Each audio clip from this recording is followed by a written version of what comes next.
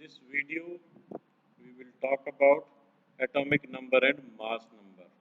ठीक है, हमने रदरफोर्ड अल्फा स्कैटरिंग जो एक्सपेरिमेंट है वो देखा था और हमने ये देखा था कि कैसे सब एटॉमिक पार्टिकल्स की डिस्कवरी हुई। Then scientist tried to find out the models. तो जे थॉमसन का पहला मॉडल था, उसके बाद अल्फा स्कैटरिंग एक्सपेरिमेंट हुआ और न्यूक्लियस का मॉडल जो है वो दिया गया।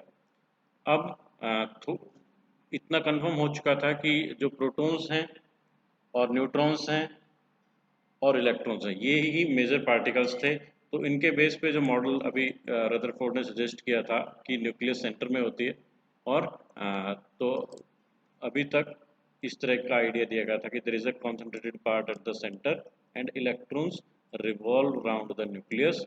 तो ये इलेक्ट्रॉन्स हैं जो नेगेटिवली चार्ज्ड हैं, घूमते हैं।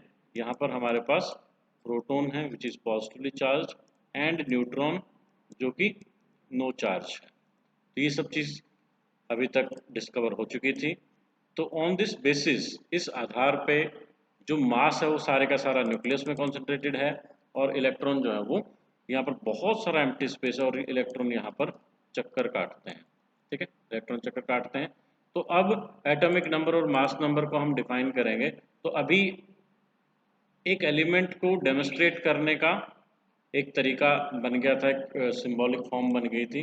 तो उसके लिए हमें तीन चीज़ें जाननी थी। One is the atomic symbol. आप इसको सिंबल मान के चलें। एक मिनट, ये जी से हम नहीं दिखाएंगे, एक्सिस को दिखा देते हैं। ठीक है, तो अभी अगर हमें किसी एलिमेंट के बारे में कंप्लीट इंफॉर्मेशन चाहिए तो हमें क्या पता होना चाहिए? We need to know the symbol. सबसे पहले तो हमें सिंबल उसका पता होना चाहिए कि ये सिंबल से हमें पता चलेगा वो हाइड्रोजन है, हीलियम है, लिथियम है, तो सबके सिंबल बना दिए गए। उसके बाद जो अगली चीज़ थी कि हमें उसका पता होना चाहिए कि उसका एटॉमिक नंबर क्या है और उसका मास नंबर क्या है। ये तीन चीज़ें अगर हमें पता होंगी तो उसकी कंप्लीट इन्फॉर्मेशन मिल जाएगी। आपको क्लास 9th में भी ये कॉन्सेप्ट आई थी। तो करीबन ये किस तरह की बात है, जैसे एक स्टूडेंट का जो स्कूल में अगर हमें आइडेंटिफाई करना है तो हमें पहले स्कूल में बच्चे का नाम, हमें अगर उसका नेम पता है और उसकी क्लास पता है और फिर अगर हमें पता है कि उसका रोल नंबर क्या है तो हम सीधा उस बच्चे के पास पहुंच सकते हैं। तो ये डिटेल उसके बारे में कंप्लीट इन्फॉर्मेशन देती है। नेम एक से ज़्यादा हो सकते हैं, एक क्लास में बहुत सारे बच्चे हो सकते हैं, लेकिन अगर हम सारी चीज़ें बता देंगे तो उस बच्चे के बारे में कंप्लीट इन्फॉर्मेशन आ जाएगी। तो इस तरह से आप थोड़ा सा इसको समझ सकते हैं कि जो एटॉमिक नंबर मास नंबर का कॉन्सेप्ट है वो ये था।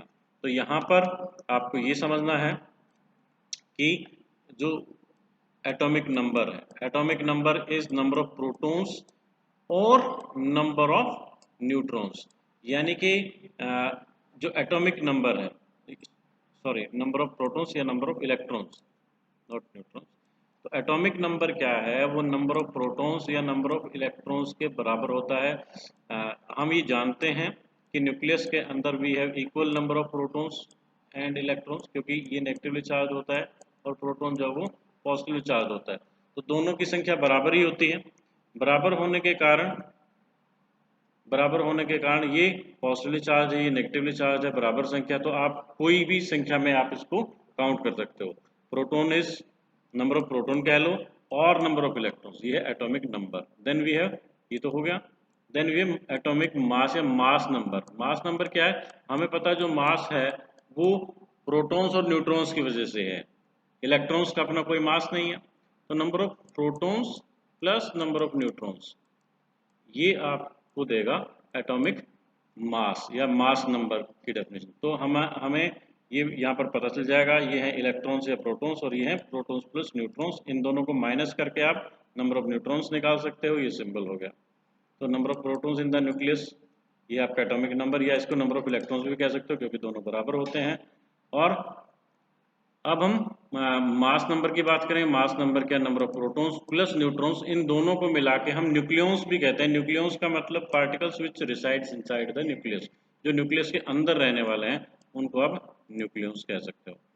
Next will move to isobars and isotopes. अब दो तरह की कॉन्सेप्ट आते हैं, one is isobars and isotope. सबसे पहले आइसोटॉप देख लेते हैं। आइसोटॉप कौन से हैं?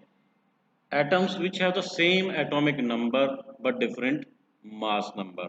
दो दो एलिमेंट हैं, दो एटम हैं, अगर उनका एटॉमिक नंबर सेम है, एटॉमिक नंबर सेम होने का मतलब क्या है कि वो एक ही एलिमेंट है, एक एलिमेंट का एक ही एटॉमिक नंबर हो सकता है, यानी कि वो एक ही एलिमेंट के दो पार्ट हैं जिनका एटॉमिक नंबर तो सेम है लेकिन मास नंबर जो है वो अलग अलग है, ठीक है ना।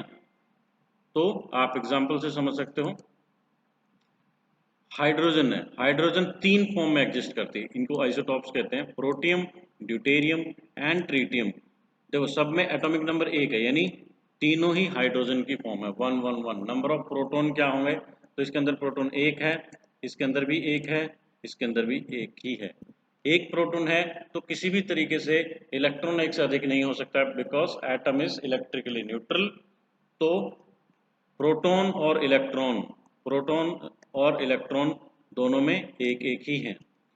अब इसमें कोई न्यूट्रॉन नहीं है, क्योंकि मास नंबर क्या है, proton plus neutron minus this, तो इसमें इसमें 0 न्यूट्रॉन है, और इसमें 1 न्यूट्रॉन है, और इसमें 2 न्यूट्रॉन है, ठीक है। आइसोटोप इज फाउंड, तो इस तरीके से आप इसको समझ सकते हो। कार्बन, कार्बन भी अलग अलग तीन अलग अलग फॉर्म में एग्जिस्ट करता है। आप सबका देखो, सबका एटॉमिक नंबर सेम है 666, तो मास नंबर 12 है, 13 है और 14 है, इस तरीके से मास नंबर अलग होते हैं। Lastly an important point of mention isotope is that chemical properties, chemical property क्योंकि इलेक्ट्रॉन से या एटॉमिक नंबर से कंट्रोल होती हैं, तो number of protons in the nucleus, number of यानी कि इनकी केमिकल प्रॉपर्टीज जो है वो आपकी, last important mention regarding isotopes in chemical properties of atom are controlled by the number of electrons, ठीक है। तो न्यूट्रॉन होने से कोई बहुत ज़्यादा चेंज होने से उनकी केमिकल प्रॉपर्टीज पे असर नहीं आता, क्योंकि ज़्यादा प्रॉपर्टी नंबर ऑफ इलेक्ट्रॉन से ही मायने रखते हैं, तो फिजिकल केमिकल प्रॉपर्टीज इनकी जनरली सेम होते हैं, ठीक है। Okay, so next is the isobars. Isobar is, isobars क्या है, atoms which have same mass number but different atomic number, इनका मास नंबर सेम होता है। तो ये ऑब्वियसली दो अलग अलग एलिमेंट्स के एटम, जैसे कार्बन और नाइट्रोजन, इनका मास नंबर बाई चांस 14 14 है, आप यहाँ पर देख सकते हो। इसको इरेज कर देता हूँ थोड़ा सा, दोनों का 14 14 जो है वो मास नंबर है, तो इस कारण से they will be called isobars. Atomic number obviously अलग होगा, क्योंकि कार्बन एक अलग एलिमेंट है और नाइट्रोजन एक अलग, ठीक है। तो atomic number are different, mass number are same, they are isobars. तो आइसोबार्स, आइसोटॉप्स दो अलग अलग कॉन्सेप्ट हैं, आपको इनमें कंफ्यूज नहीं होना है। You have to understand the concepts with examples also, ठीक है। यहाँ पर कुछ न्यूमेरिकल्स हैं, यहाँ पर आप कह सकते हो कि number of protons, neutrons and electrons इसमें कैलकुलेट करने हैं, ब्रोमीन के इसमें से। ये देखो 35 है, तो इसमें प्रोटॉन भी 35 हैं और नंबर ऑफ इलेक्ट्रॉन्स भी 35 हैं, और न्यूट्रॉन निकालने हैं, तो आप क्योंकि प्रोटॉन प्लस न्यूट्रॉन 80 हैं, 80 माइनस 35 45 करके आप निकाल सकते हैं, ठीक है। इस तरीके से आप इसको भी देख सकते हैं, ठीक है। तो इस कॉन्सेप्ट को समझें। बट अभी इस वीडियो के लिए इतना ही, थैंक यू।